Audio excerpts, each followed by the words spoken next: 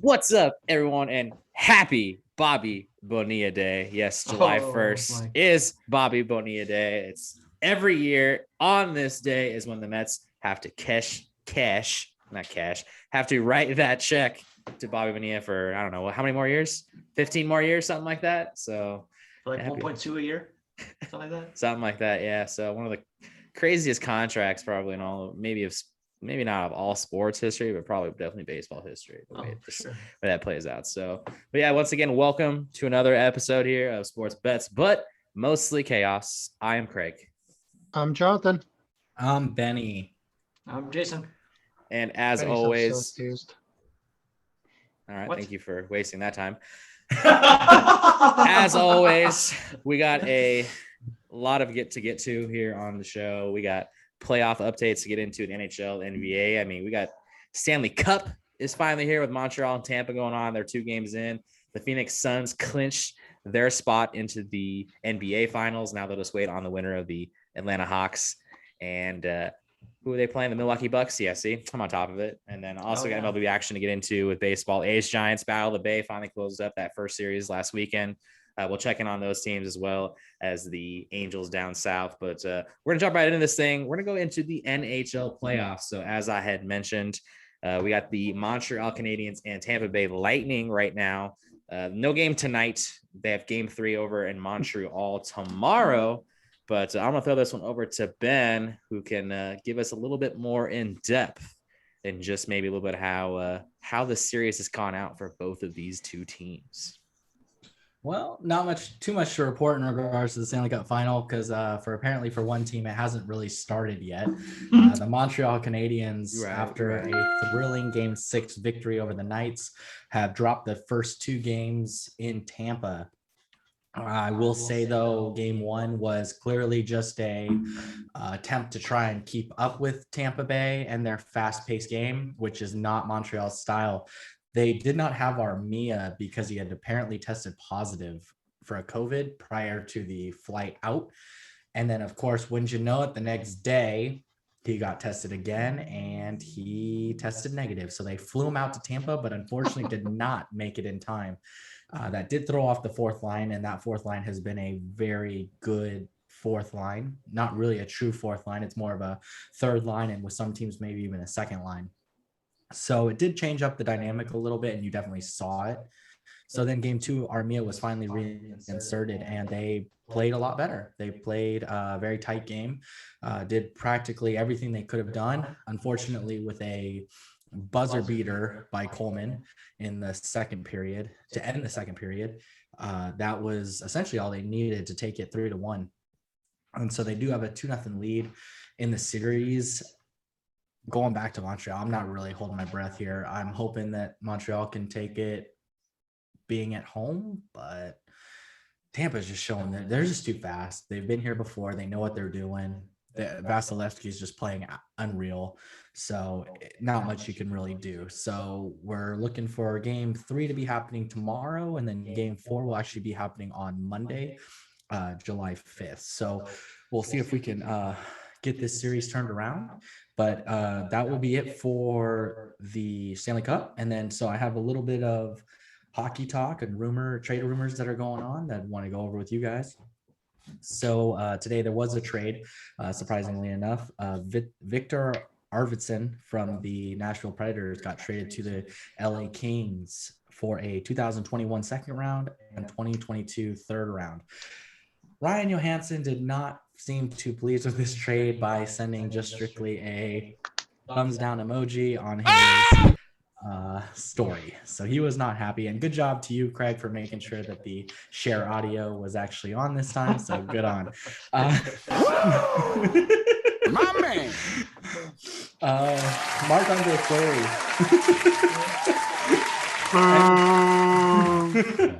Marc-Andre Fleury ended up winning the Vezina Trophy for the first time, finally.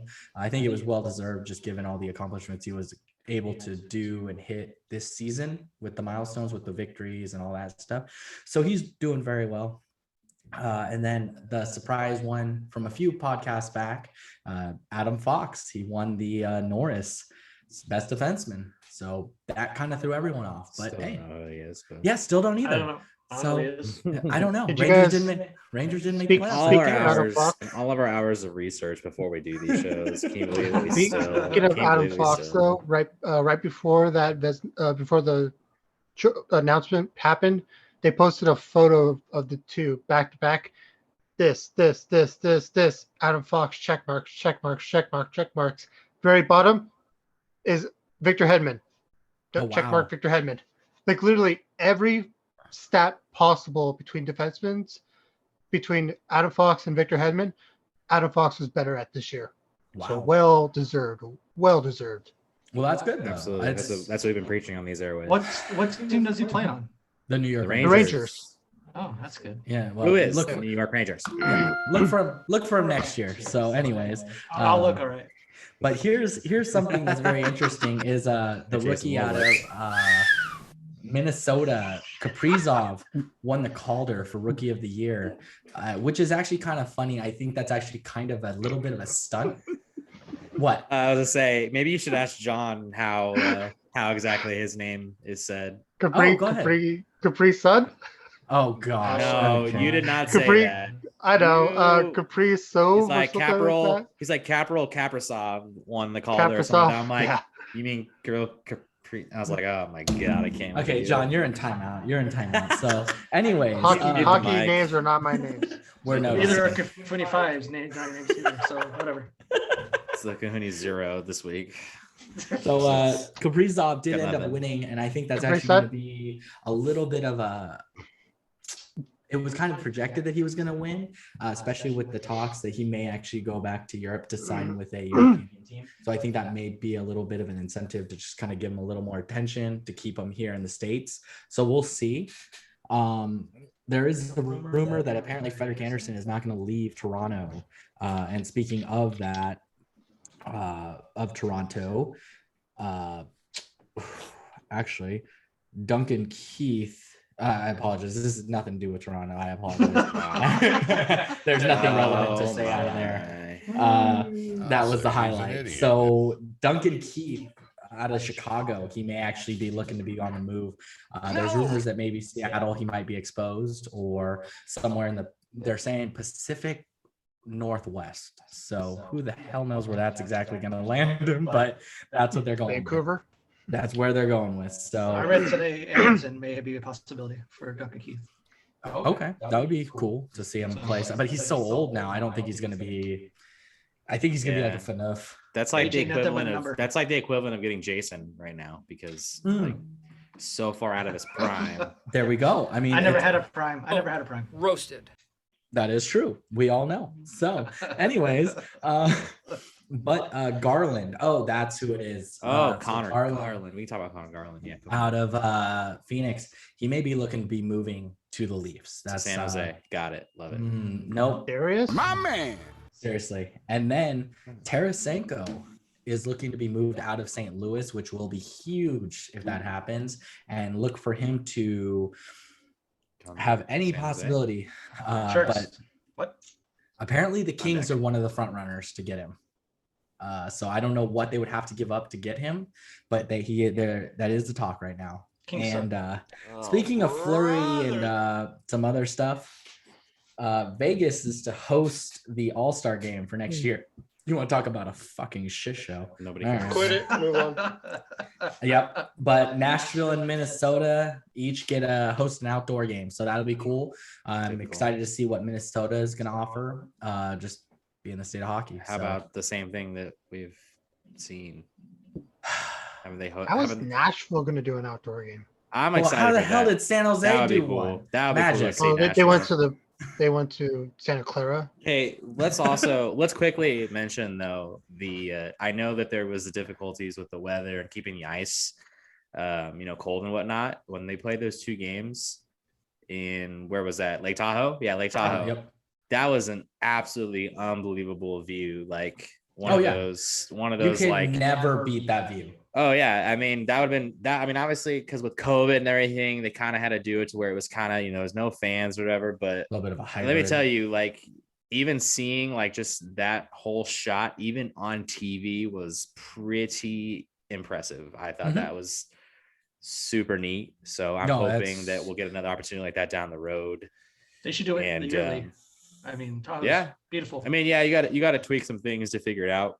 You can't have that again where you have a delay. You don't play till like 11 o'clock at night or whatever it was. But the ice literally melts underneath the player's skates. Yeah, no, that's absolutely. Not really good. So there's things you got to adjust. There's things you got to adjust there for sure. I think they learned a lot from it. So I think that moving forward, if they ever do decide to go back to Tahoe, I think they'll be good. And then, I mean, maybe do it when it's like colder. I mean, because it's always cold as shit over there during the winter. So yeah. But who was the guy you guys were talking about when you first introduced the Bobby Bonilla? Yeah, so Bobby Bonilla, whatever, is also sharing this day with another notable athlete. Rick DiPietro today was paid his annual $1.5 million. Oh my God, I forgot about from his 15-year contract, $67.5 million back in 2006. When he got bought out, though, in 2013, he was still allowed to get the 24 of the 36 million remaining. So he will still be getting his 1.5 per every year until 2028, 2029. Yep.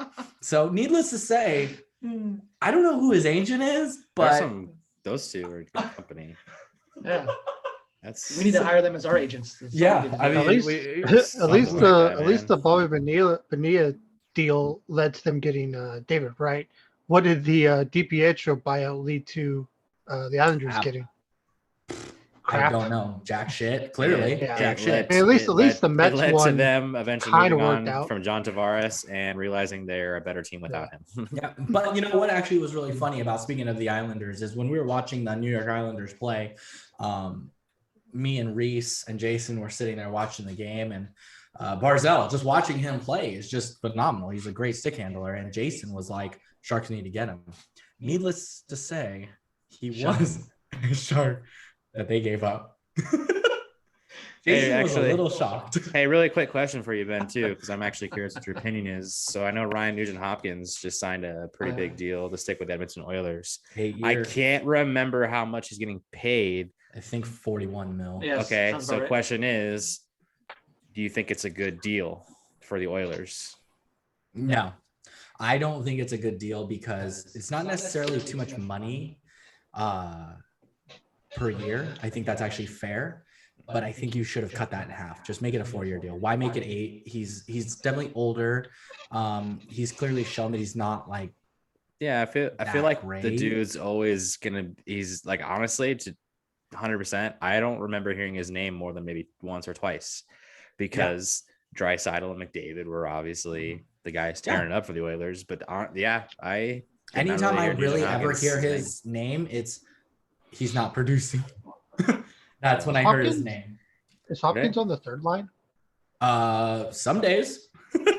He's on the second and third. Like, I mean, he's more of a second liner, but he does play third when he's, again, in his cold times, and he's very inconsistent. So I don't think that he's worth the 8 years. Like, that's kind of like if the Oilers were to sit there and re-sign Mike Smith to another, like if they signed him for 2 years or something, like that would just be way too much. Just give him a 1-year deal. Don't do 2 years or something.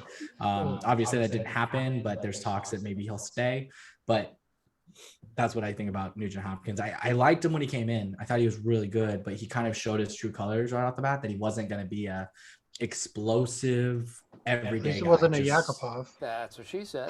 Don't worry, that was a big bust. But yeah, no, so that's my thoughts on that one. That's a twofer. That's grow up. Yeah. I'm a man. I'm 40. Not yet. Easy there, Jason. All right, yeah, easy there. All right. So shall we move on? Shall we advance? All right, because we got a little bit to dive into as we switch over to baseball here. So as we look as a little update, the A's and the Giants, they had the first round of Battle of the Bay over at Oracle Park in San Francisco, and it went in favor of the Giants. They were able to shut the A's offense down, which hasn't been too much shock, as we've seen the A's offense when they get cold they get colder than Antarctica cold. So Sean Manaea pitched a pretty good game, but Johnny Cueto just pitched a little better. They ended up taking that first game. And then Saturday, I thought Montas pitched well, but ultimately made one big mistake to Lamonte Wade Jr. And then the bullpen, which I'm sure we're going to talk about as we get into it. The bullpen kind of gave that one away. And then thankfully they were able to salvage it. Cole Irvin had a phenomenal performance on Sunday. It was pretty close going out there for all 9 innings, but he pitched damn well good game. So, and he ended up taking that finale. So, and I guess if you're an A's fan, maybe look at the positive. They actually outscored the Giants in that series. So there's a plus, but yeah, it's been a tough little stretch for the A's ever since they hit New York, went up to the Bronx. They have not won a series in 4 series now. They end up losing 2 out of 3 in New York. They went to Texas. They ended up splitting a 4-game series there. And then, as we kind of talked about, they went to San Francisco. They lost 2 out of 3. And then after losing today, they ended up losing 2 out of 3 to the Rangers here at home. And now they got the red hot Boston Red Sox coming into town for 3 games here for 4th of July. And watch them just sweep the Red Sox, like of all teams. Like you struggle against the Rangers, but you're going to sweep the Red Sox. Watch this shit. Well, no, the Red Sox are coming off a high of beating the Royals, which you could argue the Royals are the worst team in baseball. They just and the Rangers just swept the Royals before they came in here too. So and we saw how the Rangers able to prevail. I mean, it was a Joey Gallo show for sure. So, I mean, They should trade for him. What? Yeah. So there's actually been a lot of talk about whether or not Joey Gallo. And the thing is Chris Townsend even said it. You don't ever trade for stock when they're at their highest. And right now, Joey Gallo is probably at his highest because, I mean, the guy is red hot right now. He's tearing it up. And I mean, at the same time, what playoff experience does Joey Gallo have too? So, but we'll get into that. But I'll start to you guys. Just maybe your opinion on just how this little bit of stretch of baseball has gone for the A's and maybe your concerns. I think we're probably all on the same page of what they are, but I will let you World guys Series champions. I will let you guys get into it. And if I have to mute Ben, I absolutely will. Whatever one of you wants to start. Yeah,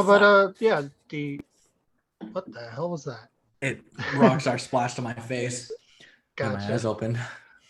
So the offense is dead cold right now, which that happens to get 162 game season. It's going to be cold like it always will be. Like, the A's always do that. They're cold for like a couple of series and then they heat back up, and it's just they're ride the wave like we always talk about. The bullpen, they need to go out and get someone. That should be their main priority. The trade deadline. They need to go get someone. I think 2. I need 2. Yeah, maybe even 2. Something I just want to bring up, especially considering the game 2 against the Giants. I hate the extra inning rule with the runner on second. I think it's an awful rule that needs to be rescinded in the offseason. That's my biggest complaint. I don't like that extra rule, that new rule. Out of all the new rules that they've added, I think that's one of the dumbest ones. That's fair. Yeah, to be fair with that, the league is seeing what they want out of it. It's making it quicker, like with the extra innings. Like it's just that's the only reason why I'm like, okay, cool, whatever. But otherwise, like I wouldn't really give a shit because I'm like, hey, I'm paying out the ass to go see a game. Make it as long as possible, unless it's like 30 degrees. You're like a hardcore Giants fan now, so I don't. I mean, well, I was rooting them pretty hard that night. I was fucking stoked. Yep, because they're good, and when they suck, whenever that will be, you will pretend like that never happened again. So. We'll discuss that later time. He's an idiot. Yeah, I digest. My biggest issue right now is obviously the A's bullpen. There's no one out there we trust. Really hoping to get Duncan back really soon. Okay, he's already back, bro. He already pitched on Tuesday. Run that guy. JV window. Yeah, okay, whatever. Damn! Jason, go ahead. Quit it. Move on. Craig just keeps fighting in. Oh. Well, if you're not even gonna know your facts about a guy who was hurt and he's already pitched, and you're over here saying that he hasn't came back, then clearly you need to figure some stuff out. Fight. Who said there's no Cohooney 5? Okay. I mean, make our show look at least a little credible or something. Oh yeah, you're fun. We got Chewbacca versus I don't even know. Go ahead, Jason. Before Shut up, Ben. Go ahead, Jason. Throw in your 2 cents. I don't know how to read. I can't get a read on this team, to be honest. Like Cohoon says, it's true to a certain point. Like, you don't want to see them get swept every series and they take one game.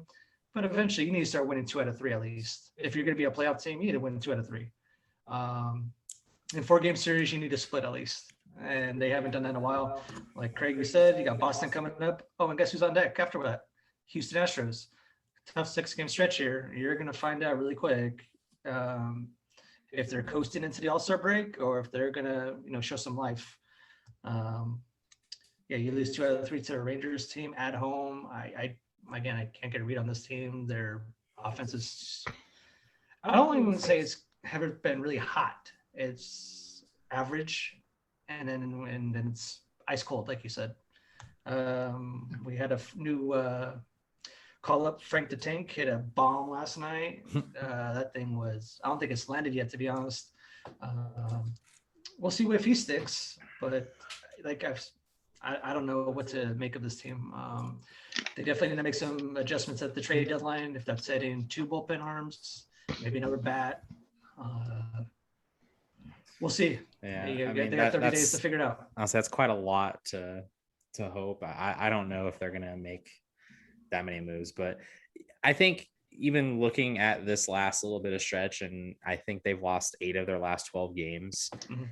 You look at it, and I will say you have to. It'd be hard to argue that their biggest strength is their starting pitchers. I mean, it is, because Chris Bassett has been absolutely phenomenal, and Sean Manaea, he didn't have his best stuff today, but even then, it's not like he got absolutely obliterated out there. He didn't give up 8 runs or anything like that. The bullpen made sure that happened. And then after that, you got guys like Frankie Montas, who, he's up and down, but he seems to be a little bit more up than he is down. Like, I really didn't think he was going to pitch as well as he did in San Francisco. And that's against the best team in baseball record-wise. So that's pretty good. Cole Irvin, who I still have my doubts about him and whether or not he's going to just keep maintaining as good as he is, but he's pitched pretty darn well. And James Kaprielian the same way. He's been probably, I would say, better than expected. I'm not going to go out of my way and say he's been great, but he has been better expected, and he's jumped right in this rotation. He's been our number 3. Yeah, and he's a guy that jumped in, and he was kind of like the easy, he can go in for Luzardo. So, but and then the bullpen, really, I like 3 guys in that bullpen. I like 3 guys of this team right now. Yusmeiro Petit, because the guy is a horse and he'll pitch every day if you absolutely need him to, but he's basically pitching every other day. JB Wendelken, I'll keep him around, and I'll keep Lou Trevino. I'm not saying I want the guy to be the closer, but the guy's been decent. Everyone else is not very good, and I don't really trust him. I know Jake Diekman's numbers overall been really good, but I never feel good when he comes in the game. And John can attest to this, and maybe Ben. I was saying when Diekman came in that game in San Francisco on Saturday, I was saying this dude sucks, and he gave up the tying home run to Donovan Solano, and that about changed. So I think they need a bullpen. To me, is their number 1 priority. They got to go get at least 1, maybe 2 guys in the bullpen. And then after that, I'm looking at this offense, and it's exactly kind of what you said, Jay. Like, you can't really get a read on this team. I think this team is good. I think with what they have, they are a good team. They, in my opinion, are nowhere near good enough to win when it's going to count. I said this to Reese the other day. I think with the team they have, I think their absolute cap right now is the American League Championship Series. I think that's the farthest they could probably go with what they have right this moment. And that's if they win the division. If they get the wild card game, they're probably getting booted in that one game, because this offense is probably going to do what they've done. And I know I was on the big Trevor Story hype train a little bit, but at this point, I think it'd be hard to take Elvis Andrus out of the lineup. I mean, I know the guy's not hitting home runs because the guy's sitting at 0, but I just don't think that should be the priority spot of the lineup that you should work on. Right now, I think they need a left-handed hitting right outfielder, because Seth Brown's absolute doo-doo right now. And Skybolt, I mean, I'm listening to these people calling on the post game, and they make so much sense. Putting these guys in the lineup right now is like giving away outs, because they're not doing anything. I'm sorry, like Sky Bolt had a couple of good games. He hit his first home run. I was like, okay, I know the guy's fast, but the reality is to think that this team is going to go into the playoffs and beat teams like the Astros or the White Sox, Red Sox with guys like Sky Bolt and Seth Brown lineup. By the way, I don't know how many teams have done this, but the A's, they might be the only team that's had a guy bat cleanup and also bat ninth in the same season, because Seth Brown did that. And he may not be the only person on the team that's done it. So I don't know. I think there's guys in the outfield. Look, I've heard some names get tossed around there. I've heard and a utility batter. Mitch Moreland, same thing. He's had a good couple games recently, but I've heard guys like Reynolds over in Pittsburgh, maybe potential Adam Duvall, Starling Marte from the Marlins, stuff like that. So yeah, I don't know. Like I said, I think my number one priority is still getting a bullpen arm or two, and then you got to focus on right field because, like I said, Seth Brown's not doing it. And even Piscotty, I just think because it sounds like Piscotty's close to coming back. I think the whole platoon thing with him isn't going to work. You either got to give him a chance to play every day and see how he's going to do, or you need to move on. Because you've said it. You got Piscotty coming back. Give him like a run of 7-8 games. See what you have. So and then you know right there. Yeah. Brown's not working. Piscotty's not working. And let's be real. They're missing Mark Canha right now. Oh, yeah, that's the next thing I was going to point out. In these, 6 games they've played without him, it is so clear that they miss Mark Canha because the leadoff spot isn't giving him any production. Ramon Laureano has been damn ice cold pretty much ever since he had the first game he came back against Angels and hit a bomb and made a great catch. But ever since then, he hasn't done anything. I'm not gonna lie. So, I'm actually really surprised at how much Canha has actually kind of impacted the lineup. Like I always kind of saw him as he's the table setter, supporting role kind of thing, and kind of like a helpful role for you guys. But I didn't really think that he was gonna be this much of a reaction. Where they don't. He's the the A's table don't setter have for a that leadoff team. hitter. Like the A's were so used to having Semien up there in the leadoff hole. And Mark Canha, he's not Semien, but he filled that leadoff role so well. Like the whole chemistry and everything. Get him up at the leadoff spot, and they just don't have that leadoff spot. They don't have that guy to start off the game and it just kind of sets the tone. Everything. No one's comfortable where they're at right now. Like Chapman was doing better when he was down in the 7 hole than he is up in the 2 hole. It feels like they can't handle the top of the line of pressure. Like Ramon, when he's up. That's a real thing. See, look, I can't bat lead off in softball. I mean, and people wonder why. There's a lot of pressure. This is definitely not the same thing. It's sort of the same thing. We're gonna roll with it like it's the same thing. It's just oh Ben, I want to punch you in the face. Yeah, I don't know. Like I said, I know we're still a ways away, but yeah, like you said too, Jay, they got a tough stretch. They got the Red Sox, and then they go to Houston, they go to Texas, and then it's the All-Star break. So I don't know. Maybe the All-Star break, those couple days off. Maybe that'll be a good thing for them. Another thing, reset. Another thing I want to point out too is that something that kind of got mentioned, and I know I've kind of talked about. I've been listening to the post game a lot, and they're saying, and I totally agree with this. There really isn't a team in the American League, maybe in all of baseball, that is the clear front, ooh, don't want to play that team. Every single team has flaws. Yeah. The Astros, they've been, there might be more of this. They might be head of the Asia now, but they have been swept by the Tigers, the Rangers, and the Orioles this year. So that's crazy. They lose to crappy teams too. I mean, that's baseball. I mean, kind of like you said, I don't expect them to go out every single series and win every one, especially against crap teams. That's why I say, at least they're losing. The A's are losing series, but they're at least salvaging at least one game at a time. Yeah. So they're not getting swept at all. That's fantastic. Yeah. They haven't been swept once since the beginning of the season. That's good. And then, you were saying at the beginning, John, the season in general, you were saying, you just need to win either just 500 or better, but not getting swept is just as important when you have people in your division getting swept by teams that they shouldn't be getting swept by, and that's very, very important for you Yeah, guys. the A's are a good Playoff enough time, team. That's gonna be big. The A's are a good enough team where they can go off for five, 6, 7 wins in a row, and you do that once or twice this season, or they've already done that twice this season. But you do that, and then when you do lose series, you at least lose just one. You at least win one of those games of the 3. Yeah, that's how you make the playoffs, and that's why they are where they are, even though they started off so fucking bad. So is there a timetable with Canna? Like, is there a timetable? So the report I heard about Canna is that at the very best, maybe next week, but it sounds more likely. It sounds more likely after the All-Star break. Okay. Yeah. No reason to rush him back. But that's what I was wondering. Yeah, I mean, the reality is mindset. The reality is they're gonna need they're gonna need to make moves for sure, but they need better performances from a lot of these guys. Yeah, trade Laureano. No. He's trash. I mean, anyone who's a fan of him, like, I don't know, they might not know baseball. I don't know. Shut up. So I just want to bring up the worst type of person. I just want to bring up the streak that Bassett's on right now, where he's won 9 straight of his decisions. Like, that's pretty amazing. Yeah.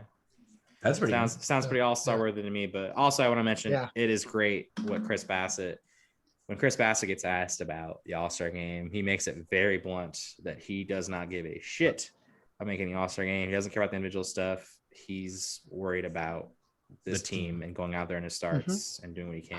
Want winners. That guy, I mean, I was talking before, he's turned into an absolute gamer, like absolute stud for the A's. He's our ace. Yeah, he's the absolute ace. It's not even a question. So, I mean, Sean Manaea, I don't know. I think it's a good 1-2 punch. I'm still giving it to Bassett, but I mean, you can't deny. Sean Manaea runs into a team that has a lot of righties like Boston or the Astros. I feel he'll struggle. While Bassett, yeah. But not to mention, Bassett's good against anyone. He's also had some pretty shitty luck. I mean, I think in his last 3 starts, including today when he's been on the mound, he's gotten a single run of run support. So you can't do that. That's the equivalent to a goalie in hockey, like giving him 1 goal and saying, okay, you got to pitch a shutout. Like, that's not happening like every night. Yeah. So, all right. So quickly, I mean, we can go over the Giants a little bit before we move on to the Angels. So yeah, they took Saturday from the A's. That was definitely good on them. But then they went down to LA and they had a couple of games against the Dodgers. They ended up dropping both of those games. So they've lost 3 straight coming in today, which they got a 4-game series of Diamondbacks over there in Arizona, which is like, this is like your get right kind of series, you think. I don't know what the score is. I know they were losing. It's not getting right so far.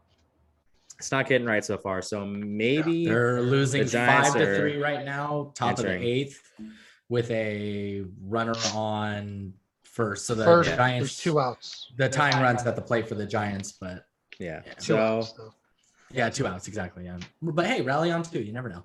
So I don't know. That's a little tough for them, but they got the Diamondbacks and for 4, and then I honestly couldn't tell you who they're playing.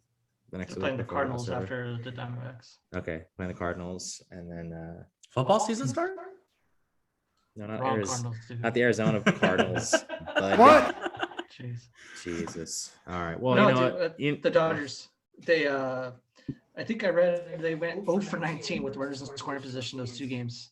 The Giants. Whoa. That sounds like the A's. That's not good. No. Well, speaking of Dodgers, did you hear about the whole Trevor Bauer incident? Yeah, I don't want to speculate into that until we'll retouch when there's more facts. More comes out. I'm curious what's going to happen. It's a really sensitive kind of issue, and I don't want to speak on that until we get more. Who was the pitcher? It's not pretty. I just know that much. Yeah, no, I just saw it. I was like, whoa, I did not expect that from him. But we'll talk about that when it gets more facts brought out. But I just was curious if you guys had seen that article. Absolutely. Okay. All right, moving on. So, anyways, I think John was gonna say something. Yeah, I was just saying. I can't remember what pitcher it was, but there was the first pitcher to be ejected for the foreign substance. There was Hector Santiago. Yeah. Yeah. Which that's ridiculous too, because what happened? Well, no. Yeah. okay. Look, basically what happened Oh, I know. is, Jason, just want to make sure this isn't part of this isn't a part of your thing later, right? No. Okay. So basically what happened is Hector Santiago's pitching for the Mariners. And by the way, I think this was their continuation game. Like they played on Saturday. I think they had a rain delay. They ended up getting postponed to Sunday. So whoever started for the Mariners, he wasn't going to pitch again because he started pitching on Saturday. So he was kind of like the quote unquote starter of the continuation game. It was like the third game, pitched 3 innings. So he starts coming out. The umpires check him, and they feel something sticky on the inside of his mitt. And they gather around. They determine it's sticky. So he gets tossed. And the rules on this whole thing are really weird because this was almost a get off of my lawn for me because of how just confusing it all is. Because so he gets ejected. They state that they have taken his glove for further inspection to determine whether or not this was an actual substance of whatnot. Right. So that happens, but then they come out and say, oh yeah, there was no further inspection even needed because the ruling of an ejection and everything is all the umpire's discretion. And once that has been decided, it's done. It's an automatic 10-game suspension. There's no appealing. But then they also said that he's appealing because he basically said, no, I'm just using rosin. And there's a whole thing about Jeff Passan even saying like, it is totally possible. The guy uses rosin, it slips down his arm, goes in his glove, and it can come off that way. I'm not trying to defend the guy. I'm not saying he cheated or he didn't cheat. I'm just saying the whole rules are so confusing because at one moment they're saying they're taking the glove in to inspect it. Oh, just kidding. We don't need to do that because that's not a part of the thing. It's been decided. He's in sticky substances. He's gone. 10-game suspension.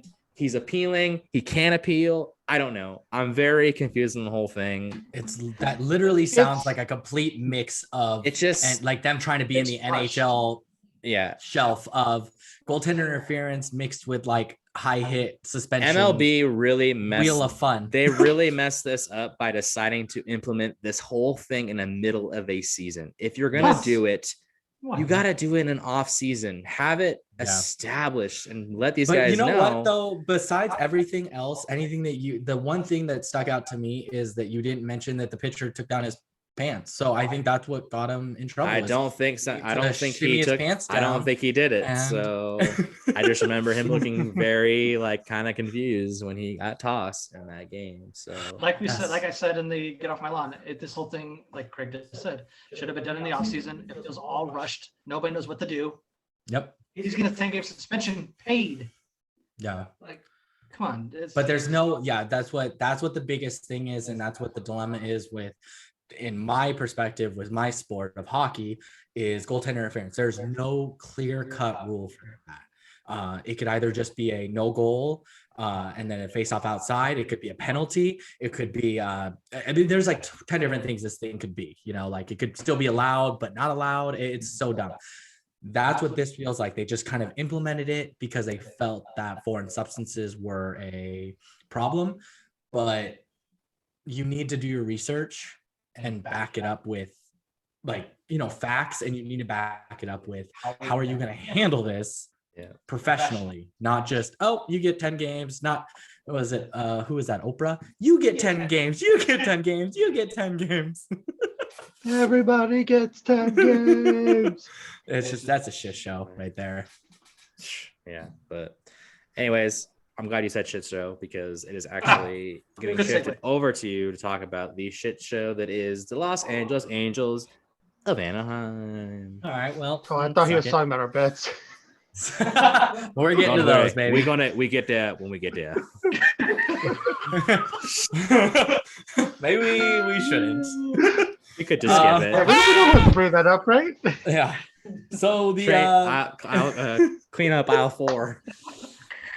So the Angels are currently 39-41. They did play against Tampa Bay for 3 games set right after our last podcast. They went 1-2. They managed to get a win out of that 3-game set, which against a really good team like that, that's all right with me. Then they go up and play the Yankees. They have a 4-game set, and they end up taking 2 out of the 3 so far. Today was a rain delay, I guess. It got postponed again. There was a rain delay in game 3, so it was a little bit later mid-game. But still, there were a couple highlight moments. Heaney, well, he definitely looked pretty solid, puking up his lunch on the mound. That was Bundy. Bundy. Who I'm is sorry. Dylan Bundy? Yes. Who is Dylan Bundy? Yes. I'm glad you guys are paying attention. Wow. So you guys are really good at for this stuff. So Dylan Bundy ended up yakking all over the mound to the side of it. Looked very great. John, when he had let us know about it, we all thought that he had maybe gotten hurt or got a comebacker or something because of the way that he had said. I don't think so, Tim. You need a strong stomach. And nope, just yacked. So that was interesting to see. Haven't seen that. But then moving on to something else that was pretty much throwing up on the mound was Ohtani's last start last night. He Run that guy. gave up 7 earned runs, 4 walks, and only lasted 0.2 of the inning. Didn't even finish one. You know what it's like, right? I do. Got shit to do. But so they gave up 7. They gave up 7 in the first. It's not looking too good. They're down 8-4 going into the 9th. But the Angels rally, and Walsh ends up hitting a grand slam, and the team rallies and gets those 7 back in the 9th, and then ends up holding on to an 11-8 lead. And so they somehow did it. I was very shocked to see them do that to a Yankees team like that, but the Yankees are pretty inconsistent themselves, so we'll take it where we can. But speaking of Ohtani, maybe some brighter moments. He's been hitting and crushing balls. He is now the actual home run leader with 28. So I've been very again, like I said last podcast, there's not much to be excited about with the Angels except hoping that Ohtani can take the home run lead, and he's doing just that with his 28 home runs. Was it Vlad Jr. and Craig's boy? What's his name again? What's his name? El Nino. My man. Those 2 are tied in second place with 26. The best part is he doesn't know. He still can't come up with the guy's actual name. Tatis Jr. Tatis. Oh. Yeah. Oh wow. I'm Sorry. impressed. Actually, the correct answer is who is Fernando Tatis Jr. Whatever. Whatever, you bullshit rules. What? So so I'm curious to see how many he'll hit before the All-Star break. Probably, I'd say the way he's going, he'll probably be in the 31 to 32. So we'll see if I can get that prediction correct or not. All right. So that's my hot take. So Ben, Seemed pretty cool. tomorrow will be the halfway point of the season for the Angels. Mhm. Ohtani's at 28. Yes. Does he get to 50? Oh, he's going to get to at least 90 this year. Yeah. I'm going to, no, I'm kidding. I think he'll get to like 46. I think he'll just be shy of 50.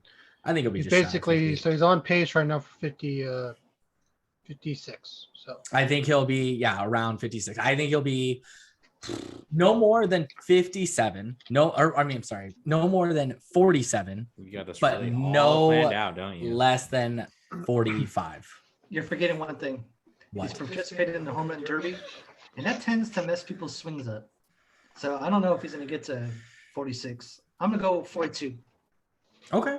All right. think anyone makes it to 50 this year? No. I think if the 50? I think I don't know. unfortunately Tatis would be the one to do it if he were. Yeah, so far Tatis. My problem is Vlad, Tatis has gotten hurt a few times this year, so it's very likely he get hurt again. So No, there's a very good chance, but if I were to Plus put money on one of them, I think that Tatis would be the one. I think Yeah, well, that's the Vlad- thing. Craig and the Padres are about to hit the halfway point of the season, and Tatis missed how many games, and he's still on Yeah. pace for 50. So I know. That's pretty impressive. That's very impressive because he's hitting them. Seems like he's hitting them in bulk. Like that 3 home run game he had or whatever. Last That was Friday. insane. That was insane. Like props 3 to home that. runs and 3 at bats. That was cool. I mean, if only Craig could do that with Tatis in the show. I mean, that'd be cool. But I mean, hey, it's all against good. me. Here comes DeGrom, baby. Yeah, keep running your mouth about some imaginary world that doesn't exist. But Wow. Has Tatis rounded the bases yet? I mean, I think he's still looking at his shots. Which I like. So. it's good. I like it. Go for it. Why not? But yeah, that's All right. all I got to report on them. So Are you far. sure? Because we have another segment we have to get to, and I don't know if we want to get into this. But Oh, this is a fun segment right here. all right. Well, without further ado, Oh, we let's can just start get off into with this. Cohooney. We gotta jump. All 4 of us. I think this is the first time all 4 of us have put some bets down on MLB action for today. And to be quite honestly, we probably all regret it. So Yes, very quickly. how shall we start it off? I think We'll start Cahoon off might strong have- with Cohoon. Let's Start go off to strong. Cahoon. Cahoon, why don't you let us know exactly how yours played out? Well, yeah, mine was awful. Didn't get a single one right. I took the Jays -1.5. I thought Hyunjin Ryu would, beat the Seattle Mariners with Kikuchi on the mound, and that didn't go too well. I think the final was 7-2 Seattle. Yeah, that's gonna be edited, sir. That's a no. Learn out. I didn't know we were on the Cohooney 5. What happened? Wait, which one? The Hyunjin Ryu or the Kikuchi? Oh, whoa! And you repeat And he yourself. said it again. Hey. Hold on, the CDC's on the phone. Yeah. Okay, and then I also took the under of 10 in the KC Boston game. I thought Boston would blow them out, but I didn't think they were going to blow them out that much. I think the final score ended up being 12-1. So 15. yeah, that hit the over. 15-1. Yeah, that hit the over well. See, Yeah. The dog's throwing up. Maybe call that dog Dylan Bundy. yeah, Bundy, no. And then the next one I had Minnesota +1.5. Once again, that was a loss. And Oakland -1.5, and that was a loss. I just realized something. I think I know why Jack's throwing up. Hearing your shitty ass picks. Roasted. Oh my god. Speaking of shitty ass picks, Ben, why don't you let us know how yours played out? Well, I was going with the rainbow today. I went with the Blue Jays and over the Mariners, and didn't go too well for me. So that was a nice, solid bold L. I picked the Red Sox, though, to take on the Royals, and that they did. If they could have only shared some of those runs with the Blue Jays, then I'd be 2-2. So 1-1, and then the Chicago White Sox over the Twins. Looked like the Twins were going to actually, hold the lead. Didn't happen. So the White Sox ended up taking it. So 2-1 there. And then I put some faith into the Athletics. Oops, big mistake. I guess it was a wild card game for them, so they lost that one. So they're 2-2. So not too bad, but 6-2 for my overall with baseball picks. I was gonna say, way to really hype yourself up there. By I gotta make sure the 100 percentile is gone. So moving on. Jason, you want to go? Or you want me to go? I'll go. I've kind of followed you guys a little bit. I took Toronto over Seattle, -1.5. Yeah, goose egg. That was pretty funny seeing that game play out. I was like, Yeah. lose it. Boston over Kansas City -1.5, and they covered by barely. Oakland over Texas. Yeah, we know how that turned out. And then I took Milwaukee over Pittsburgh, and I won that. So 2-2 week. Okay. All right. Well, I had 5 for today. First one. 5-0. Wanted to play a little bit of the A's Rangers, but I had this fear that it was going to be one of those bullpen games where Shamanaya was going to have a good performance, and then maybe the bullpen would blow it later. I didn't feel confident enough to just bet the A's to win, even though I would have said they would. And unfortunately, it wasn't good. Mania gave up some runs. The A's didn't have anything until late innings. I just took the A's to be ahead of the Rangers after 5 innings. They weren't even on the board. So that was a L right there. And then we moved on over to Cincinnati. The San Diego Padres looking to close out a 3-game sweep of the Cincinnati Reds. And in this one, I looked at the pitching matchup. We had Ryan Weathers on the mound for the Padres, who's been pretty solid for them really this season. Kind of maybe might have been a little bit of a surprise. And then the Reds had is it Luis Castillo on the mound, whose numbers aren't great, but he's pitched really well as of late. So I really like this to be a low-scoring game, but I was like, let's at least just do it early on. So I took under 5.5 runs in the first 5 innings, and as I look at it, just to confirm it, that game only had 4 runs through it, so we ended up pulling off a victory right there. And then as we talked about this before we even started recording I decided to take the Mets to be over the Braves in the first 5 innings because the Mets have this guy, I don't know if you've ever heard of him, but he's called Jake DeGrom on the mound. He went in with a He went in with a 0.69 ERA, just throwing that out there. But so I just took them to be ahead in the first 5 innings, and DeGrom gave up 3 in the first. Still finished with 14 strikeouts, but so unfortunately that one didn't pan out. And then the other 2 games just took the Brewers over the Pirates. The Brewers handled that one, I think, relatively with ease. And then the other game I'm still looking to weigh the result on. This will determine if I go over or under 500, which that is the Giants over the Diamondbacks. And right now, as I'm looking at it, it is 5-3 Diamondbacks, top of the 9th. But the Giants have 2 runners on with nobody out, and former A Joakim Soria is on the mound. So they're gonna lose 5-4. Just maybe the Giants will right the ship and get off the losing streak and get me to 3-2 on the day. So overall, just not a pretty performance by any of us. And I just gotta say, I'm really disappointed in all 3 of you, to be honest. I need better. I need better. Fuck off. All 4 of us. I need better from all of you. If I could just find this drop that I want to play. Hey, pop quiz. That would be great. But I want winners. there it is. 2 hours later. Who's the hottest team in baseball right now? Milwaukee Brewers. Craig? Your mother. Oh, the Boston Red, the Boston Red Sox. Ben?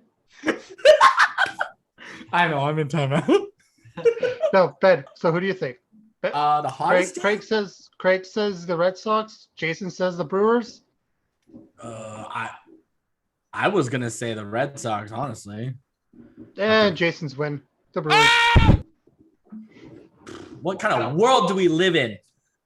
Yeah, right. The Brewers. Jesus. I don't know. We gotta throw this. We gotta move on though before I dwindle in my own failures of bets. But let's shift it over. We'll shift over to the court. We got NBA to talk to. Like I said in the introduction, it was the Phoenix Suns clinching their spot. It's Spoilers. the NBA Finals. Spoiler alert, as they eliminated the Clippers. But I won't ruin anything else for you guys. So I'll throw it over to you guys. Jason, John, fill us in what's going on the court. Go ahead, John. No, so Craig already kind of spoiled it. The Clippers took care of business in Game 6 to move on to the NBA Finals. Paul George did his best to keep the series alive, but he only had one good game in Game 5 to keep the series alive. Game 6, he was awful. He turned back into Pandemic P, and Chris Paul went off for 41 points to clinch the series. I don't know if you guys saw, but Patrick Beverley got ejected in the end of the game for very unnecessary cheap shot. He pushed Chris Paul in the back as they were walking back to their benches. Very uncalled for cheap shot there. We'll see what happens in the offseason with Pat Bev, because there's a lot of people out there who don't want him to come back to the Clippers. But he's also, he's that hate him if he's not on your team, but love him if he is on your team kind of player. So yeah, he's a pest. He's and then going over the East, we have the Bucks and Hawks series, which is unfortunately taking a turn for the worst. The best two players in that series are out. Trae Young's missed the last 2 games. Now Giannis has missed tonight's game. The Bucks took care of business tonight behind a huge game for Brook Lopez. He got 30+ points, 3 blocks, 2 steals. He just destroyed the Hawks. They took that game. We'll see what happens next game if Trae Young comes back. I don't think Giannis is going to be coming back unless they make the finals. That series was supposed to be really amazing. Trae Young versus Giannis, and now it's Chris Middleton versus Lou Williams. Like, it's unfortunate, but I think the Bucks win the next game in Atlanta, and it's the Suns versus Bucks NBA Finals, and hopefully Giannis is back for that. Yeah, I agree with I think the Suns are going to be favored against whoever they play just because of the health. Devin Booker's somewhat back. Chris Paul's back. I don't know if you guys saw last night. It is so hard for me to root for Chris Paul. He takes a quote unquote an elbow from DeMarcus Cousins. It was not even an elbow. It was like a little push, and he fell down on the court like he got taken out like a sniper. It was terrible. If this is what the NBA is turning into, it's tough to watch. It's these guys flopping around like they're being pushed and brutalized, and it's Can't do it. Even DeMarcus Cousins looked at him. He's like, "What are you doing?" And he's at the end of the game, he's like, "Hey, pardon my French, but he's like, this is why nobody fucks with your weak ass, and you can lip read him." And everybody's tired of the act, and he's friends with the guy that won't be named. But Hollywood's gonna Hollywood. So I think Phoenix is gonna be favored against whoever they play, just due to injuries. That's fair. It gives me hope for the Warriors next year because I think the Warriors, they get obviously Clay back, but nobody in the NBA is really dominant. I mean, if you look around, I think the Warriors can hang with this Phoenix team.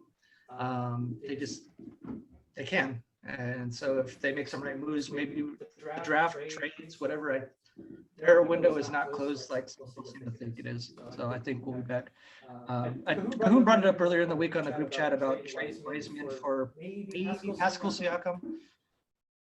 I'm not a fan of that trade. I like Pascal Siakam, just not what you got to give up to get him. You're going to have to give Wiseman, the 7th pick, and you got to trade Wiggins to make the salaries match. That's just too much for a good player, but not like a superstar. I don't think Siakam is. The only way I'm trading Wiseman is if you're getting like a Damian Lillard or a Bradley Beal. That's the only way I'm trading Wiseman. I just brought it up in the group chat because that's what I saw. Right. From what I'm seeing is they are going to be making that move. They are going to be moving Wiseman and the 7th pick for somebody. Just someone to look an eye on is Siakam, which the more I think about it, the more I'm not 100% opposed to it because Siakam is an elite defender. And if you have Draymond Green and Siakam and Klay Thompson on the court, that's easily a top 5 defensive team in the league. And even though I love Wiseman and probably 5 years from now, I think Wiseman will be that, 30 minutes NBA center, like beast, but the Warriors can't wait. This is their window. It's closing. Curry, Clay, they only have a couple more years left. So if trading Wiseman can get them, trading Wiseman can get them another ring, I say go for it. Unfortunately, it might push them, once their window does close, it might push them into another decade of crap. But if it can get them another ring, isn't it worth it? Yeah. Well, speaking of crap, the Giants did lose to the Diamondbacks. Getting back to the Warriors. Didn't even score with those two guys on. They hit into a double play, by the way.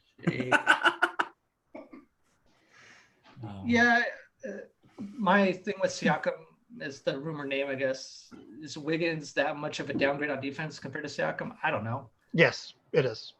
That much? Because Wiggins this year, Wiggins was the shooting guard. With Klay Thompson back, Wiggins is going to get dropped down to the small forward, where he is not going to be a good defensive player playing the forward. Man. Yeah, maybe when Klay gets off the court and like in the second quarter where Curry's off the court and maybe Wiggins and Klay come out together on the wing, they'll be really good. But I think first quarter and the final 4 or 5 minutes, he's gonna be a defensive liability down in the block. So that's just me. Okay. Yeah, looking forward to the Warriors season. I mean, off season's coming up in Right. a week, 2 weeks. Depending, no, maybe it's about 2 weeks. Suns in 4. Oh, well, this. And this is going to be Hot take, Mark a fantastic draft Mark too. This is like one of the best drafts Yeah. in the last decade. So even if they get rid of the 7th pick, they still have the 14th pick where they could still get someone really solid. So, Sure. hey, I think trade Wiseman, unfortunately, and then trade that 7th pick and just see what's out there. I'm not saying it's going to be Siakam, but I think they're going to go get that veteran star that they're missing. They're going to get him. Get LeBron. Pass. Hey, Oh, that's go get LeBron nasty. so I can have a car. Oh yeah. Hey, did you guys see what Scottie Pippen has said? Yeah, I've heard Yeah. Ben, do you know who Scottie Pippen is? It sounds familiar, actually. Oh my goodness. I'm going to paraphrase this, but he basically said that LeBron won a title by himself. And I was going back on the teams that he played on. And this is not about LeBron. This is more about Scottie Pippen, because I'm going to teach you kids a little something here. You got to follow the money and the motives as to why you say things that are just out of left field. He said Durant can't win a ring by himself like LeBron did. And the ring that he won in Cleveland, I'm pretty sure he had Kyrie Irving playing out of his mind that year, whatever. And then he goes on to say that Phil Jackson is a racist because of some sort of, he dialed up the play for Tony Kukoc back in the playoffs, 94, 95, when Jordan wasn't around. And Pippen was so upset that he sat out of that play. He quit on the team. He quit on the team. Mm-hmm. And so Kevin Durant fired back at Pippen saying, isn't this the same Scottie Pippen that quit on his team because he didn't like the play that was being drawn up? Got into a big old Twitter beef. Roasted. And the reason I'm bringing this up is, why is he saying all this? He has a book to sell, and he has a new alcohol that he's selling as well. There's no such thing as bad publicity. Yep. And he is saying all this to get his name out there again, be relevant. And it was just like, man, you're talking mess. Yeah. And now it was very unnecessary. Yeah, if you thought Phil Jackson was a racist, you waited, 20 years to say something about it? He just hold the card until he had something to promote. And I just thought that was kind of out of left field. And yeah, it was not necessary at all. Damn. That's, damn. And that's my last note on the NBA. Blazers hired Chauncey Billups to coach. I don't know if you guys saw the press conference or not. It was pretty awful. Was it as bad as the Lions head coach? The problem is because they're diving into Chauncey Billups' past, right. And there was some stuff that went down with him back in the 90s, I want to say. Yep. And basically they asked him a question about it, and the Portland Trailblazers PR just said, "We've already handled that, and we're not here to talk about that today." Yeah, the GM gave him the GM. If you look at the Twitter video, the GM gave the PR people a look, basically shut it down, and they did. Yeah. But if you're going to hire somebody with that past, I think you need to answer those questions, kind of like Gabe Kapler did when they hired him. He had some issues in the past, and he confronted them straight up. So if you're going to hire somebody with a checkered past, not to say that he necessarily handled that super well, because they were talking about this on 95.7 The Game. They brought it up and they kind of compared it. And listening to those questions again, because I did listen to Gabe Kapler's introductory press conference when it happened, he got asked a lot of loaded questions, just like lots of it. And yeah, like you said, though, they didn't dodge it. They went into it, maybe they didn't go like super like into every single thing that got asked, but yeah, they didn't run from it. It was him and Farhan Zaidi. They both kind of were mixed in it because the past issues that they were in, they were both with the Dodgers when that whole thing went down. But was it 2015? I think they were asking questions about. So, but that's a whole thing too. So yeah, I don't know. It was definitely handled a much different way with Chauncey Billups and the Blazers, though. Right. Answer the questions. You're making that controversial hire. I mean, not controversial, but like a past. Everybody has a past. Everybody makes mistakes. Just own up, answer the questions, and move along. Yeah. But until he does, I think he's still going to get he's still going to get asked those questions until he finally does. And luckily he's in like Portland and not New York where the media is heavy. So, but that's all I got on NBA. And then quickly, so speaking of another coaching hire, the Dallas Mavericks hired Jason Kidd. Right. Awful hiring. That's all I got to say. Hot take. Mark the tape there. Yeah.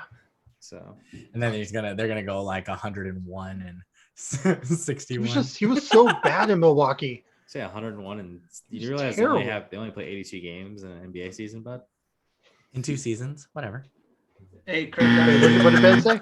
That's like 101 and 61. They're like 161. They don't even play that many if you counted the finals. I was thinking about it's only another baseball. It's only another 16 more games. Don't worry, Coon. We were already rubbing into him about what an idiot. Hey, Craig, not to make you feel any worse, but Nathan just texted me. He's like, "How did the Giants lose at Arizona?" Yeah, Terrible. so clearly my decision to bet them was not stupid, but hey, the Giants are playing. They're in a little tough patch of baseball right now. It happens to the really good teams. So, I'm saying it. The Giants are a really good team. Mark the tape. I said it. Been preaching for a little bit. So, all right, let's move on. Speaking of marking the tape. Oh baby, we got that should be fun little segment. It's the one known as the Cohooney 5. Cohooney. Yay! You said you got no fight this weekend, so this is gonna be an interesting one. Yeah. So I'm sure you're looking forward to.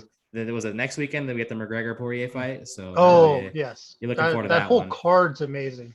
Hell yeah, I believe it. But anyways, that'll be for next week. But let's go to this week. Take it away, Cahoon. Yep. So before we get to the Cohooney 5, I'm gonna go with my bowling recap. I'm sorry, my fault. We're back in the win column after losing all 4. We won 3 out of 4. We lost the last game of the night. Ended up shooting 204, 197, and 177. So another solid night. My average is going to go up. Was a 181 coming in this week. It might go up to 182 for all I know. It might stay 181. I'm not that good at math, but join the club. It's amazing how I get my new glasses where I can actually bowl with them on because they actually have a little thing around behind my ear. So I can actually see when I bowl, and now I don't have to wear a mask. And now look, I can. You can do it. It's kind of funny how that works. Yeah, who knew? All I need to do is be able to see. But so let's go on to the Cohooney 5. Very, very frustrating week last week. So I went 2-2-1. So technically, it's not a losing week. I got wins out of Tim Means and Cyril Gahn, but I did get losses out of Rony Barcelos, who I did not understand that loss. I don't know what the judges were looking at. That's why you never wanted to go to the judges. He's an idiot. He won that fight, but evidently the judges didn't think so, and so Twitter was pissed. And I also got a loss out of Owen St. Preux. He got dominated by Tony Boser. It was not even close. I'm sorry, who? And then another, Tony whatever. Boser. And then this is the controversial one. Also, Andre Philly, Mr. Touchy, Andre Touchy Philly. Yes, my favorite. He was dominating the fight. He was on his way to win, and in the 3rd round, he accidentally eye poked his opponent. Where was his opponent LeBron? Yeah, right. So he eye poked his opponent. His opponent was basically about to lose. So he straight up said he used it as an excuse to get out of the fight. And if you eye poke someone, it's an illegal move. So because you used an illegal move, the opponent can't continue. If it's on purpose, the opponent wins. If it's deemed accidental, it's a no contest. So I got a no decision there. So 2-2-1. For this week's Cohooney 5, I'm going to be sticking to baseball, which my first time I've done baseball since the 2nd week, where I actually had a winning week that one. So let's see if I can get a winning week this week. So we're going to be starting off. I'm going to be taking Kansas City, believe it or not, taking Kansas City because they are facing off against J.A. Crap. Yes, that's crap, not Hap. He is crap. And Whit Merrifield's out on Perez, Jorge Soler. There's so many righties on that team. I think they are going to destroy the Twins. okay, maybe not destroy, but it's JA crap. Like, they're going to win that game. And then the next one, I got the Pirates taking on against the Brewers. I really like JT Brubaker, and the Pirates are underdogs. And I do like JT Brubaker to beat the Brewers and end that win streak at 9. Next up, we've got the A's and Montas face off against the Red Sox. I'm gonna take Montas. The Red Sox lefties have been struggling. The lefties, the Red Sox have been struggling lately, like Devers and Verdugo, and Montas has been very elite against righties. So I can see him. It's all going to come up. All have to do with the hitting against Eduardo Rodriguez. But I think the A's will pull that one out. Next up, we got Sonny Gray and the Reds. Yes, that's Sonny Gray facing off against the Cubs. Pretty easy. The Cubs have been there, and Sonny Gray. Let's go with the Reds. And last but not least, I am going to jinx Ben and the Angels by taking the Angels and canning over the Orioles. So for my Cohooney 5, it's Royals, Pirates, A's, Reds, and Angels. I guarantee you the Angels will win that game, but the other games were definitely looking not so hot. So let's stay away from that Cohooney 5 this week, folks. Okay, you heard it here first. Crap. You know what, Cohooney? Great job. We always look forward to the Cohooney 5. It's one of our favorite segments. Can't wait until next week.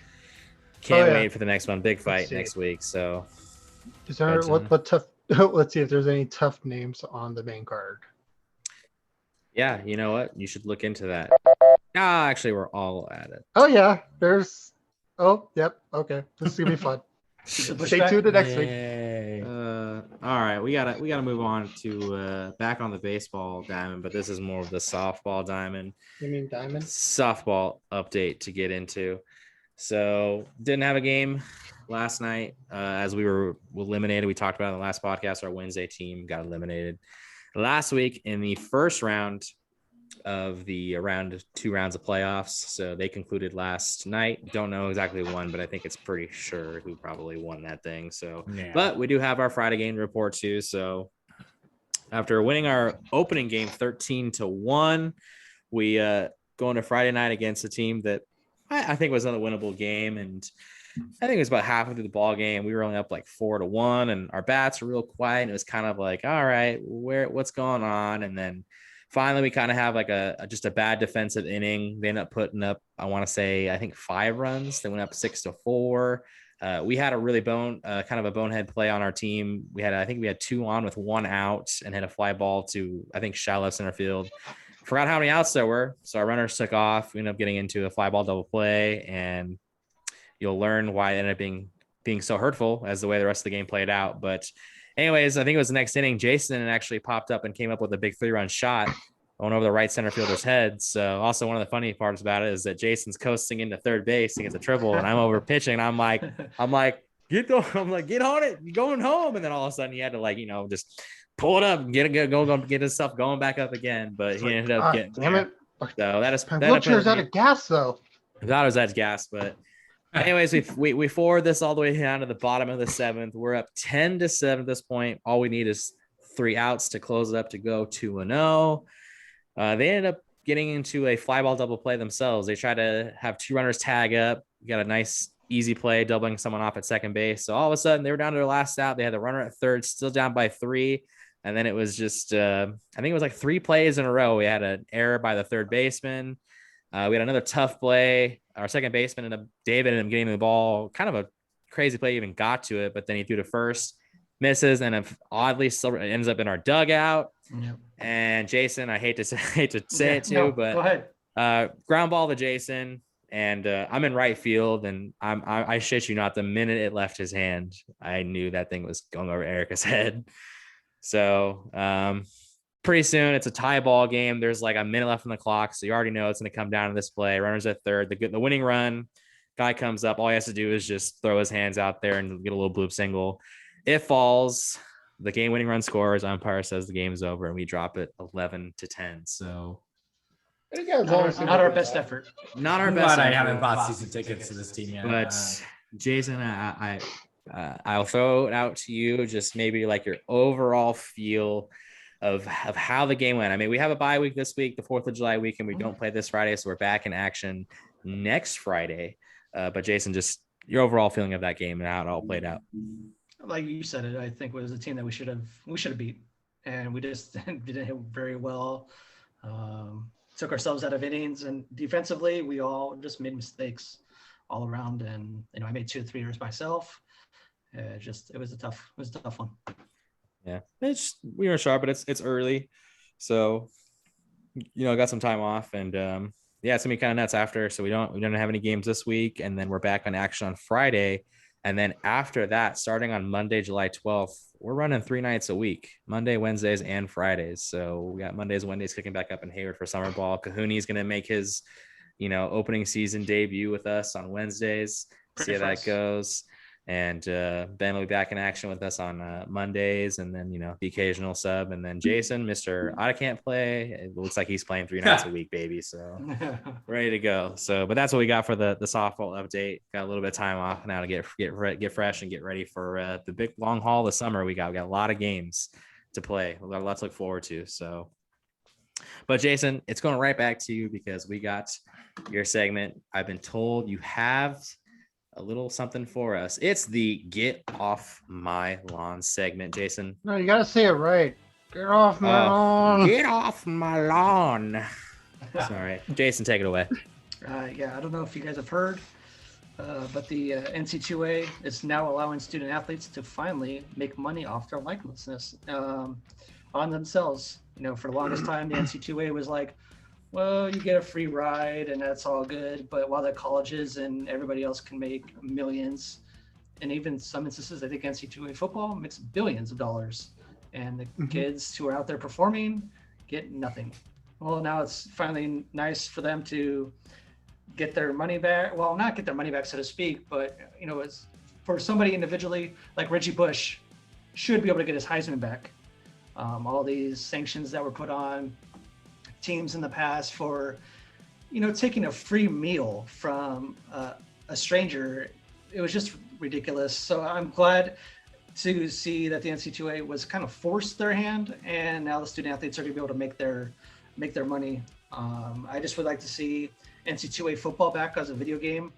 That was a terrific game. They stopped doing it because of student athletes weren't getting any cut, and it was fake players anyway. But players like Reggie Bush, Johnny Manziel, all those players that were, doing whatever they could to survive as a student athlete, finally get to sell their likenesses, advertise, market themselves. And it's good to see. Big step in the right direction, finally. And maybe, and something you got to think about is maybe some players who, like the NBA, who aren't necessarily one and done type of players, they're not the Zions, but right. They're going into the draft a year or two too early because they need to go make money. Right. Now they can stay in college a little bit longer because they're good enough to get sponsored by someone. And now, they be able to hone their skills. Maybe by the time they actually do get drafted, they're better players because they're not coming out too early. So it was needed. Like the fact that they were, it was so corrupt of a business as it was for the longest time. So well needed. I'm on the fence with the whole Reggie Bush stuff because, like, at the same time, that was the rules back in the day. Like, you can't just go. I thought you were a fan of Bush. Oh, hey, here we go. Okay. Oh, that's nasty. Ron Bush. Oh, my bad. He's a good player. He's a good player. See, so that's my issue. It's like that was the rules back then. Like, you can't go, because the rules are this and now, like, for example, like, oh my God, here we go. You could say like, who knows? Maybe some of the MLB players back in the day were juicing, but it wasn't the steroid area yet. But you can't take away some of their stuff because it just opens the Pandora's box if you give Reggie Bush back his Heisman. So I'm just on the fence with that one. I think he should never have lost it, but he did. So it sucks, but yeah. What came about that? Like, because for someone who's maybe not super involved. Do you want to talk about it, Jason? Just real quick, like a quick breakdown of what happened and then what was the reaction. I don't think we do anything very quick here. No, we don't do anything quick. Basically, the Cliff Notes is Reggie Bush. You want to talk about Reggie Bush or just? Yeah, Reggie Bush. Use that as the example. I believe, don't call me, but I believe he received money or his parents received money to come to USC. Okay. And then typically, he balled out. They had a monster team at USC. He won the Heisman. And then they came out afterwards, years afterwards, I think, that he received money and they stripped him of his Heisman. Oh, shit. Okay. Yeah, that's crazy. Zion was going through this almost the same kind of allegations about like that someone paid him to go to Duke. How ridiculous is this too? Like James Wiseman, when he went to Memphis 2 years ago, he received money to help his family move to Memphis to watch him. And the NCAA, that's how he got suspended, is because he received money to help his parents move to watch him play. Yeah, that's why Wiseman didn't play a single game last year. How ridiculous! Or he played the first game and then got suspended the whole season. Yeah. That's why the NCAA will never be as good as the ADAA. The what? Oh, ADAA, the American Dodgeball Association of America. No, you're supposed to say American Dodgeball Association of America. Sorry, I'm trying to get this thing, wrapped up so we're not into a 3-hour show. Sorry. All right. Oh yeah. All right. Quit it, move on, like Cohoon says. Yep. Quit it, move on. All right. Speaking of quit it, it's the hit it or quit it segment we got to get to. Boys, I know you got questions. Let's just get right into this thing. I think everyone knows by now just exactly how this all plays out. So go for it. All right, I'll go first. Craig's looking a little tired tonight, so we got to speed this up, boys. You ain't wrong. You ain't wrong. It's July 1st in a few weeks. Really? Yes, in a few weeks.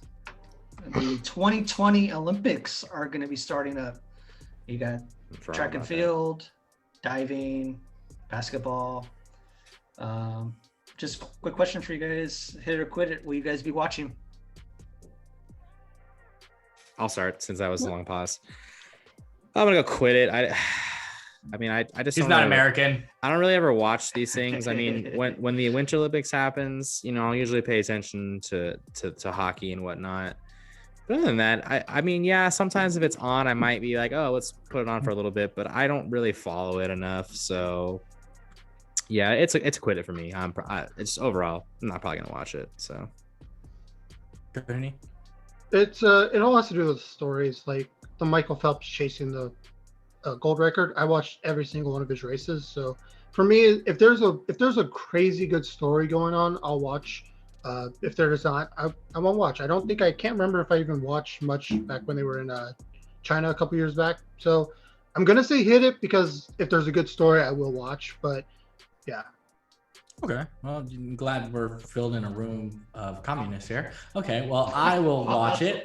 So hit it for me. that guy. I will be rooting on USA for gymnastics and I mean, there's the women's soccer team. They're always like really entertaining to watch compared to the men's, and I don't even think they qualified this year. So yeah, exactly that. But yeah, I mean, I'll watch some of that. I mean, if there's table tennis on, hell yeah, because doubles, that shit is hilarious to watch. So yeah, no, I'll definitely be watching it. So hit it for me. Always love summer or winter Olympics. It's always a good time. Yeah, I'm same. I'll go with you. I'll hit it as well. I don't know if I'll tune in every single night, but I will turn into the basketball, track and field, gymnastics. Try to watch a little bit of swimming and diving. But yeah, I'm gonna watch when I can. There you go. That works. Cohooney, you got a question? Yeah, I don't know if you guys saw. I can't remember what game it was, but LeBron James was on the court side, and then Damian Lillard showed up, and they were exchanging words, and they're both friends, and all of these rumors are coming out that the Lakers are going to trade for Damian Lillard. Hit it or quit it that this could possibly happen. I'll take this real quick. I'm gonna quit it. There's no chance he's going to the Lakers, dude.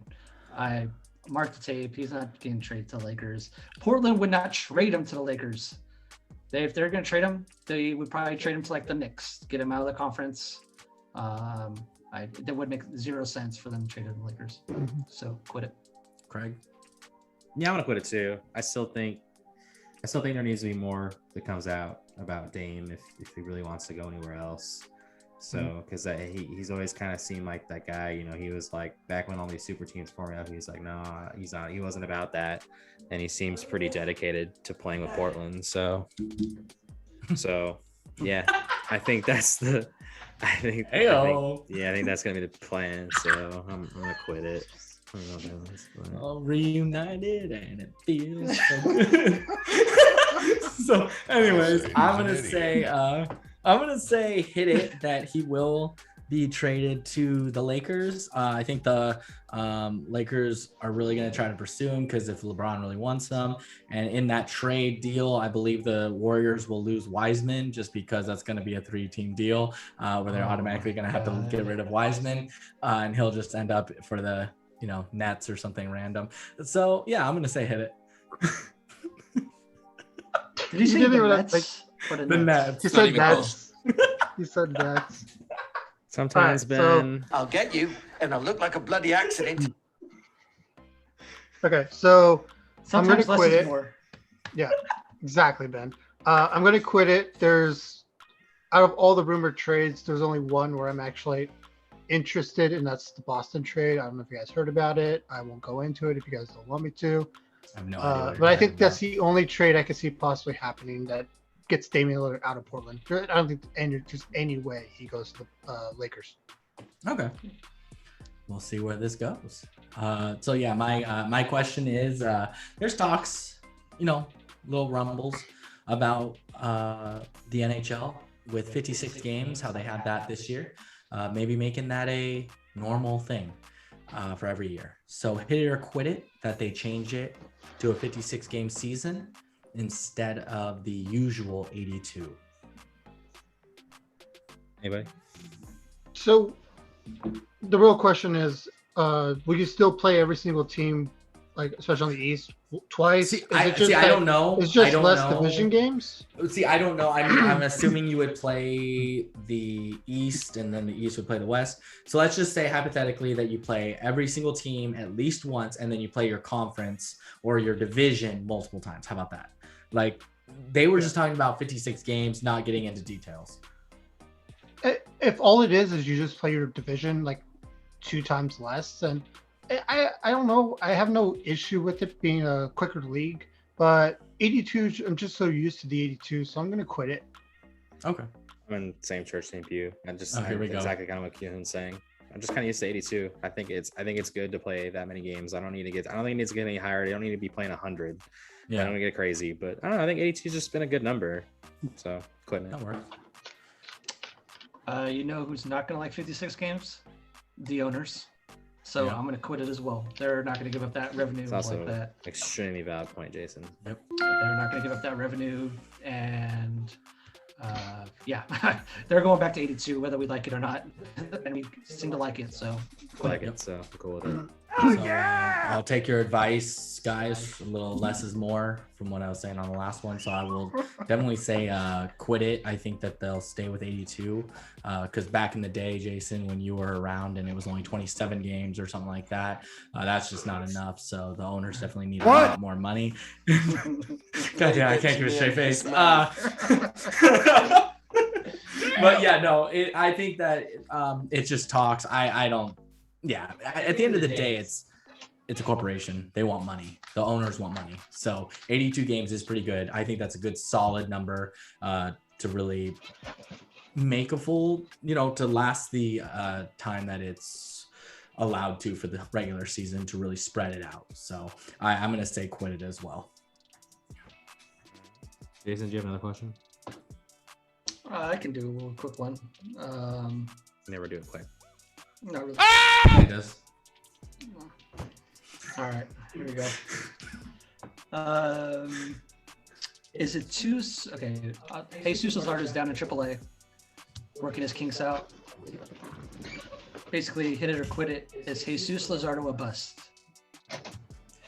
Oh man, Frank, you start this one. I didn't think you were going to go that way. I thought you were going to do something. I thought you were going to say he's a trade piece. Look, he's Craig's thinking about it. He's had it rough. Well, see, this is my thing because I'm at a point where if there's a trade on the table that I think is going to definitely help the A's, and that would probably be like, if let's say like there's a solid left-handed bat that's possibly on the table for the A's, and Jesus Luzardo needs to be part of that deal, I'd probably lean on taking it. But I don't think I'm ready to commit quite yet that he's a bust. I think he's too young right now to get into it, and I just don't think we've seen. I don't think we've seen quite enough yet to make that commitment, because there's a lot of talk about how he has the stuff. It needs to get worked on a little bit. I mean, yeah, it's not looking good. I'm gonna say that much. It does not look good, but I'm not ready to make that bet yet. But like I said, if it did trades on the table and he's involved, I'm not saying no right off the bat. I'll listen to the offers. So, but yeah, it's too early for me. I'm quitting it. Yeah, he's not a bust. It's way too early, so I'm going to quit that. And I agree with Craig, though. I think he's a very valuable trade piece for this season. He's still got a lot more value, unlike Puck, between the two. Like I would, if you were to say is Puck a bust, I would say Puck is a bust. But for Luzardo, I don't think P is a bust. I think he has so much potential. He just needs to work on it, right? He's really bad against right-handed hitters. Like you have him face a team like the Astros. It has never looked good once. So yeah, he's a very valuable trade piece though. So I would rather see him get traded than call him a bust.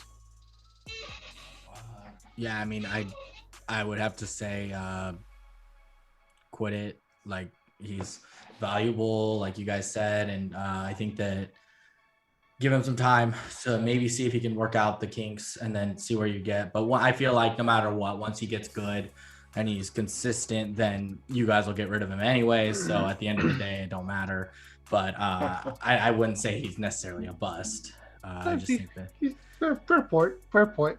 Yeah, so it's it is what it is. But I think that he's not necessarily a bust. I just think that he does need to really work on some stuff and get some better fine tuning, coaching on his control and all that stuff. So, yeah. What about Jason? What does he say? I agree with most of what you guys said. I quit it. I think it's a year too early. I think I want to see him go for another year. I wonder if he'll be like a Kevin Gausman, where he was a highly touted prospect. He didn't do all that well coming out, injured a little bit here and there, and then now look at him. Maybe 5 years from now, we're looking back at Jesus Luzardo on another team, dealing, but not quite yet. Probably. I think if probably, give him another year. I want to see him get called back up, see if he's fixed any mechanics. Still too early, so I'm gonna quit it. All right, good. Anybody have anything else? Nope. That wraps it up. It. All right. Nothing for the week. That concludes this week's segment of the Hit It or Quit It. So as we wrap this thing up, you know how we like to do it. We got our shout outs. It goes all over the board on this one. So, boys, any shout outs you got before we wrap this thing up? I just got one. I'm just going to shout out my friend Danny. She just had her first kid. So just going to quickly shout her out. Your friends are having kids. Jesus. Yeah, I guess so. Right. Everyone's popping out babies. Hey, COVID's over. It's all COVID kids. Jason, you said you got nothing today? I got nothing today. Ben, you got anything? All right. I got a couple. Shout out to the SF Giants for finally getting that win for me live, because I haven't seen a win at Oracle Park now. So that was pretty cool. So finally got to see it. And then the second shout out is to Craig's mom, Claudia. So good to see her again. She's always a good laugh to chat with. So it's cool, great way, to bring back the memories. So quit it. All good. And that's all I got.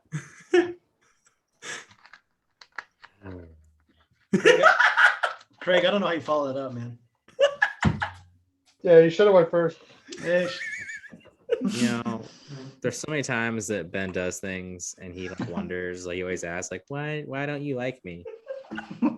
Shit like this that happens. So, but I digest. All right, well, let me wrap this thing up. Well, I'm actually going to shout out. I kind of talked to the boys about this before we started getting the show on, but I do want to shout out the Kansas City Royals because they posted something that might have been one of the funniest things I've ever seen. So we kind of talked about how they got absolutely they got taken to Pound Town, and not in a good way, by the Boston Red Sox earlier. It was a 15-1 final. Well, their Twitter team decided to post this photo, and it was 2 pictures. The first one was of an Uno card. It was like the draw 4, but it was edited to say post the final score or draw 25 cards. Well, the side picture next to it was basically a guy at a table, and with the Royals mascot. I unfortunately don't know his name. I should have done it. It would have been better for the content, but the Royals mascot's head is on the body, and he's holding a trillion cards in his hands. So the Royals wanted nothing to do with posting that final score. But hey, shout out the Royals. That was hilarious. So that gave me a good laugh for sure. So I just want to shout them out for that. I think that Twitter team for the Royals deserves credit for that, because that was really creative for sure. Yeah. So Agreed. also, and then actually, just one thing really quick too. I don't want to get into this too much, but did you guys? Something I just kind of missed on the earlier the baseball segment. Did you guys see the whole thing that went down with Josh Donaldson and Lucas Giolito this week? How hilarious was that? So if anyone doesn't know, Josh Donaldson, one of the guys who was big on the whole pitchers using sticky stuff, he said he had this big list of guys who were doing it, and hits a home run off Lucas Giolito the other night. And as he hits home plate, you can hear him on the broadcast saying, "No more sticky stuff now." And Giolito didn't know about it until after the game, and basically got asked about his post game. He said that Josh Donaldson is an absolute pest, and for him to do that and run his mouth and not even say to my face, like, "Dude, come at me! Like, don't be doing that shit like that." So, yeah, I just want to throw it out there. Did you see the follow up on that though? No, I actually did not. Okay. Except I saw the fact that that he was like the most hated man in Chicago from that point, so, which was hilarious. No, they asked him about it, and I guess Donaldson confronts the wrong word, but talked to him in the parking lot after the game. Mm-hmm. And Giolito basically said nothing to him. And then at the same press conference, Donaldson brought up his spin rate, how everything is down. And he's like, not a rocket scientist, basically, but you figure it out. And so, yeah, it was pretty good. Yeah, it's a joke, but I just wanted to throw that out there. Just want to make sure it was talked about in the show, because I thought it was definitely bring it up. So, but hey, that wraps it up for all of us here over at Sports Bets, but mostly Chaos. We really appreciate the listen, and make sure if you're a little skeptical on joining and watching our videos, we have timestamps in the description of our videos. So maybe you just want to hear just basketball, maybe you just want to hear hockey, maybe just baseball. You got the timestamp right there. You can jump right to it. Just the Cohooney 5. And just the Cohooney 5. That's always a good one. So you can jump right to whatever segment you want to hear. So we know it's a lot to ask for you to sit there and kind of listen to us for 90 minutes. But hey, we want to make it easier for you. We want to give you guys a chance to hear exactly whatever it is you might want to hear. So and yeah, speaking of YouTube, make sure to give us our channel a follow over there. It's at Sports Bets, but mostly Chaos Podcast. Subscribe to our channel there. Learn when we get the new content up there. And then also over on Twitter and over on Instagram, it's at SBBMC_pod. We're trying to do a little better. We're going to try to start posting some more videos of some clips of our shows.